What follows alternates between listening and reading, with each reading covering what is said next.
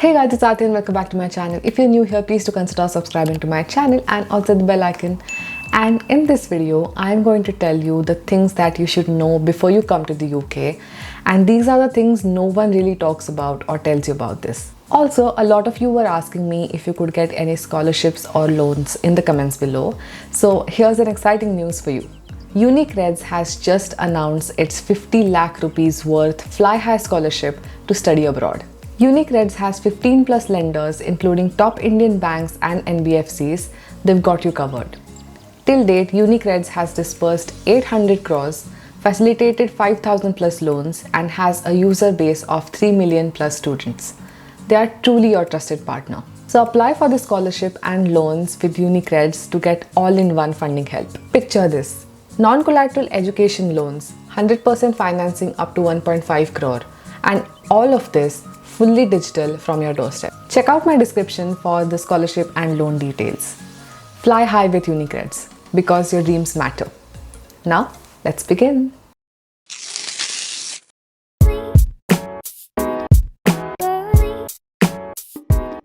So the first and most annoying thing that I'm going to tell you is that you will be surrounded by thieves.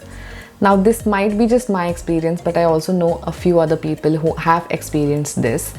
But basically your flatmates can just steal your food that is kept in the kitchen, which is a common area. Now there have been so many instances with me that I've just gone to the kitchen to prepare something and I literally go to the kitchen to just find out that someone has stolen my milk, my cheese, my any of the sauces that I've kept, my veggies, my chicken nuggets and all that kind of stuff. And this has not only happened in this accommodation but also my previous one. So I've just been like struggling with it since the time I've come here. And literally no one tells you about this. So here I am telling you about it. So you have to be prepared. And what I do now is basically I keep all my stuff in the fridge in a non-transparent bag and I tie like a double knot, so it's very hard for people to open it and only you can open it as an Indian. And basically someone steals your food just because it's easy to grab, it's easy if they see it.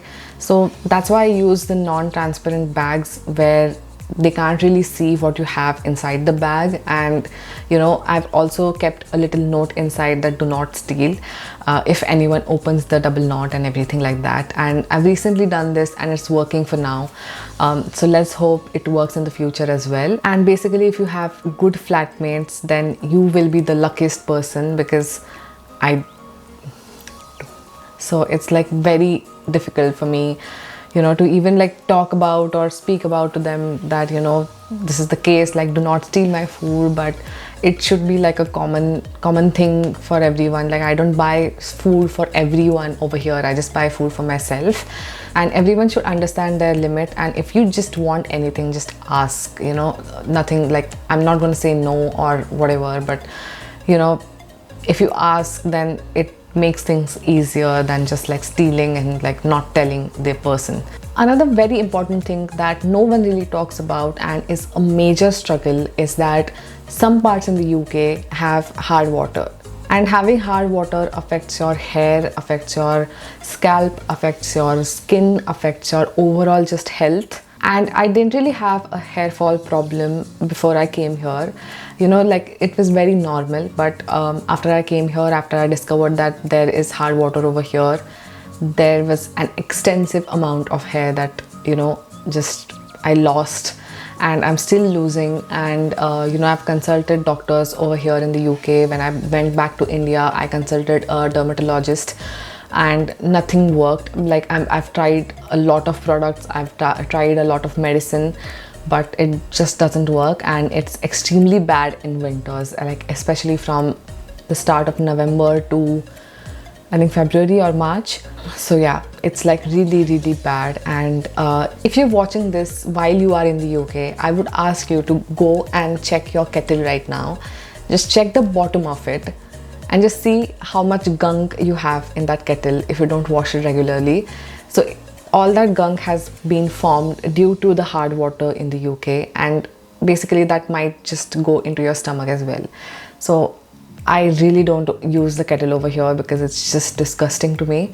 And yeah, I just boil it like fresh and then have the hot water. But yeah, just it's a major struggle for you, because just the amount of hair I've lost is it's crazy. Then it is very common to get scam calls in the UK, and especially if you are an international student. Basically, I haven't really experienced getting a scam call, and some of my friends have, so I'm sharing this based on that. So the scam callers are just basically like, we are calling from the home office, and they try to be very professional, they try to speak very professional English and all of that. They will ask you if you are doing any cash in hand jobs, and if you say no, they will be like, prove to us by showing your bank account and everything. And that's just their way of stealing your money. And basically, if someone really asks you on the call to share anything related to your like personal details or bank details, then just cut the call. I personally just don't pick up the calls, but sometimes I do now because I'm applying for jobs and I get a lot of calls from the companies that I'm applying for. And if you think they sound a little fishy, if they don't really take your name or say if they're calling from this, and if they just say that they're calling from the home office, then just cut the call. Because if the home office wanted to contact you, they will just email you with their official ID. And I think that's what you should trust. And also they will contact your university, so either you'll get contacted by email or from your university. Do not share any personal information or any bank related stuff to any stranger, and also do not click on any of the links that have been sent to you via SMS or anything like that. So I talked about the thieves in your flat, but basically there are a lot of pickpocketers in main cities like London, Manchester, Birmingham, Nottingham, all the main cities. So you have to be extremely careful in public. I was quite shocked when I came over here, and I had to be like very careful about things in the UK as well. So I was quite shocked about it. But yeah, the pickpocketers are basically near the high street in your city. So just make sure if you are like traveling or exploring another city, or just shopping on the high street, then make sure that you don't have a backpack where people can easily like open the backpack and steal all your stuff inside. And even if you have a handbag, then make sure like if it is covered and you like your hand is over it, and you're not just like carrying it when anyone can come behind running and snatch it out of your hand. So I feel like it is best to use sling bags, because they're around your neck and it's not that easy to snatch. And just don't carry any of your important documents like passport or BRP card, because if it gets stolen, then it's like extremely difficult for you to get it back. So do not carry it when you're shopping or exploring other cities. And while roaming around, especially in London, do not carry your phone in your hand like just like that, or keep it quite visible in your pocket. And even if your phone is in your hand, then make sure that it's not like this. Even in the underground, make sure that you are holding your phone like this, so you have a good grip on your phone and not anyone can just snatch it. Because I've seen a lot of videos where people can just hold your phone and snatch it like that. And that's why it is extremely important to be safe and also be aware of your surroundings and be careful about your valuable things. The fifth thing that I'm going to talk about is to stay close to the university. So while finding an accommodation, we usually tend to go with the cheapest one, and we don't really care about the distance since it is very different from India. So we just say that, okay, it's just these many miles and it'll be fine. You can travel every day and you can get to the university. But sometimes the public transport in the UK cannot be that convenient. So you need to make sure that there is a nice connectivity from where you're staying to the university. So now I live in Lincoln, which is a very small city, and I do not live that far away from my university, so which is like around like 5 to 10 minutes walk. And it's very convenient for me because I don't really get tired while traveling and all of that, because obviously I'm just walking to the university. But consider this, that if you do not live close by to the university, then you have to struggle a lot, you have to spend a lot of time in your transport and spend a lot of money as well. So make sure that while choosing an accommodation, you choose the one which is closest to the university, because anyway you're going to spend a ton of money on the transport.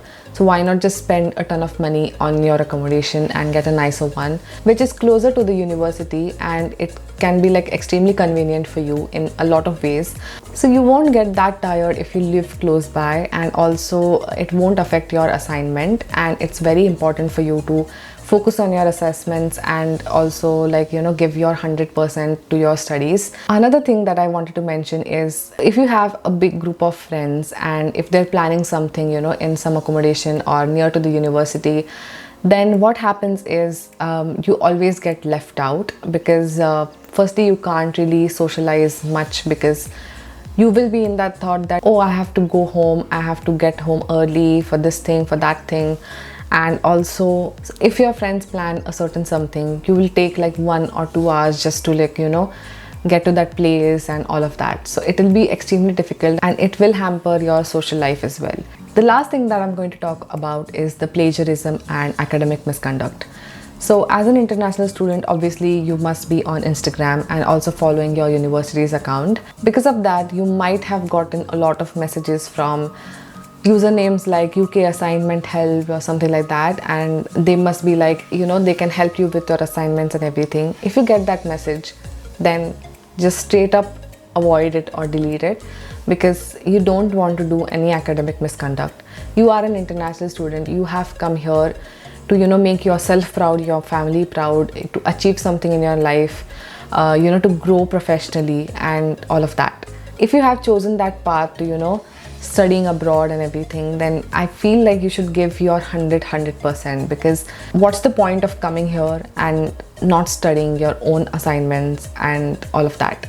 And this is a big academic misconduct if you are asking people outside to do your assignments and everything.